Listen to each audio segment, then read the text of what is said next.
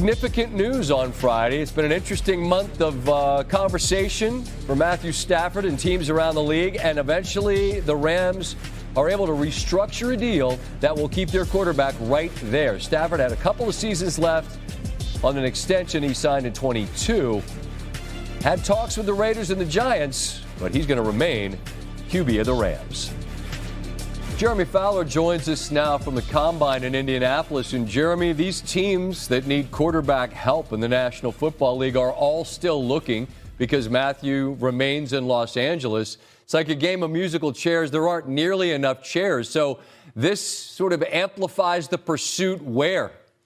Well, it amplifies the pursuit at about 6 different teams, Scott. You have the New York Giants, which I was told pushed really hard to get Matthew Stafford. 4 or 5 different iterations of potentially trying to make it work, putting together a package, but not a ton of intriguing options to fill all these musical chairs because 5 or 6 teams need one, and you might not have 5 or 6 capable ones. You have accomplishments. Russell Wilson, Aaron Rodgers, they've all done well. Kirk Cousins, but they're on the later half of their career. Right, and so this is this show meeting conversation we're having where I just get to laughing about, like, we see it every year, right? We get to week whatever it is, and teams that have quarterbacks that just can't do it don't have a shot. So I would think if I'm Sam Darnold, and I know that the Vikings kind of like this guy they drafted because they used a high pick on McCarthy, I got to think that he just has to sit and wait and see just how loud someone's going to talk. And I got to think someone's going to yell at him to try to get his services. Is that the sense you have, Jeremy? Yeah, Scott, that's the sense here in Indianapolis. This is a quarterback that won 14 games, put together a really good one-year body of work. So he will be coveted. And the fact that Matthew Stafford signed back with the Rams helps Sam Darnold a lot because that's one less chair he has to worry about with another team.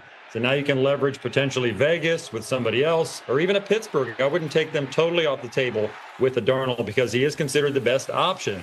What do you hear, Jeremy, about – there's 2 more I'm curious about. I want to start with Russell Wilson because when – Coach Tomlin decided, all right, Fields has done well, but we're going with Wilson. And then it seemed to work, but then the wheels absolutely fall off at the end of the year for that Pittsburgh offense. And there are a lot of reasons why. They need playmakers. They've said as much. But what's the market and the appetite around the NFL if that's not the way Pittsburgh goes? In other words, if they say we're going to ride with Fields, who wants Wilson? I do think Wilson probably has a home somewhere. You look at Las Vegas with Pete Carroll, could they run it back? I have talked to a few ex-Seattle assistants that worked with Wilson. They believe that they've made amends from how things ended in Seattle. Okay. Maybe they could run it back. I'm hearing that the New York Giants, Wilson has at least looked at as a potential option for him. I still think there's a sentiment in the Pittsburgh building, in some circles of that building, for Wilson to be the quarterback, but it's close between Fields and Wilson. If I had to pick one right now, I would pick Fields. All right, last one, Kirk Cousins. He said he was hurt at the end of the year, and you hear maybe it was, ankle, shoulder, the whole lot of stuff kind of plaguing him, which would explain why it went so south. But Atlanta's saying, at least for the moment, all right, we're going to have a real expensive backup. Do you think that there's a market for him out there to be a starter potentially somewhere else? It's interesting, Scott. I talked to a few executives here today, and they might think GM Terry Fontenot is not bluffing, saying that he's going to keep Kirk Cousins, that there's a scenario where if you're not going to get a draft pick for him and the money's guaranteed, you have to pay him anyways. Just keep him on the books, ride this out. It seems untenable based on the way things ended last year, but it's still entirely plausible. We haven't talked about the New York Jets, who I'm told are interested in Justin Fields, or at least are expected to investigate that market. If Cousins is available, they could do the same with him. Man, it's fascinating. These teams just look at a quarterback that it was bad somewhere, but they look at him and go, we can make it work here. I guess that's where else could you be, right? You got to find somebody somewhere, Jeremy. Appreciate the time, man. Be well. We'll be looking forward to talking again somewhere down the road. Confidence is the most important thing you can have. Shadur Sanders' dad sure had it, and so does his son, one of the top quarterback prospects in this year's draft in Indianapolis this week for the Combine, will not be working out with the other QBs on Saturday. Speaking with the media on Friday, Sanders had some bold remarks about what he believes his impact will be wherever he might go. If you ain't trying to change the franchise or the coach, don't give me. So you should know history repeats itself over and over and over, and I've done it over and over and over, so it should be no question why NFL franchise should pick me. You think I'm worried about what critics say or what people got to say? You know who my dad is? They hated on him too. So it's like it's almost normal. Without people hating, it's not normal for us. So we like the adversity. We like everything that comes with the name. That's why we are who we are.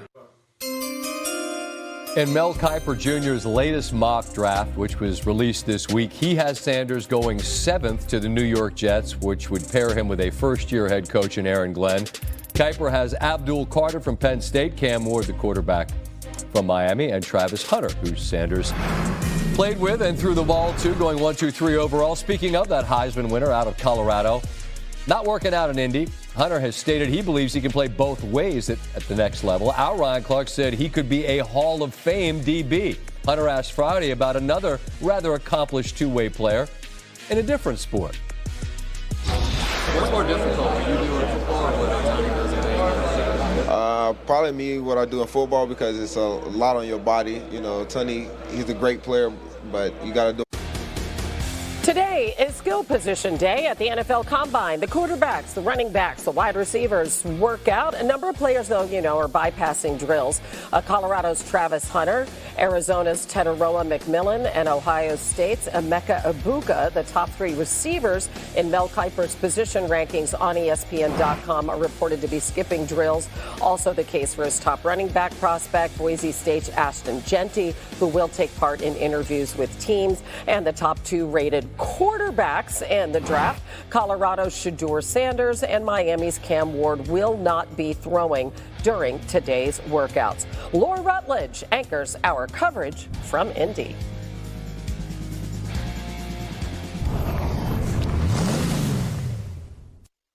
Big weekend here for the NFL at the Scouting Combine in Indy. Field Yates, Louis Riddick here. And we know that Shadur Sanders, Cam Ward, they're not going to throw. Field, do you have any issue with them not being out here on this field tonight throwing? Yeah, Laura, there's a part of it that like to see both of these guys throwing tonight because they are two of the most electric players in this entire draft class at the most important position in all of team sports. But do I understand it? I do wholeheartedly. In the case of these players, they have 9 combined college football seasons. If you don't know what kind of thrower both Cam Ward and Shadur Sanders are by now, that's because you haven't been doing your homework. We are very much in a different age of the NFL Combine. It won't surprise me if we have headlines similar to this every year with the top quarterbacks. So I would have loved to have seen it myself, although I do understand why these guys are opting against. Yeah, look, I've always had an issue with this simply because, look, all of these guys, regardless of position, have tons of tape you can study. But the reason why they bring you here is not just necessarily to really ascertain whether or not you're a good player. They like to just kind of measure your level of competitiveness on an equal playing field where no one's really familiar with anybody. And look, to me, especially when it comes to quarterbacks, look, you're not going to hurt yourself here if you have a bad day because every scout knows that you're kind of the deck is stacked against you. What they want to see is how quickly you can get on the same page with someone. Do you want to really compete against the other guys? And just kind of, again, measure you against another guy on a level playing field. Of course, it's not going to affect their draft status. I really don't care in the grand scheme of things. I just would have liked to see them compete because these guys are alphas.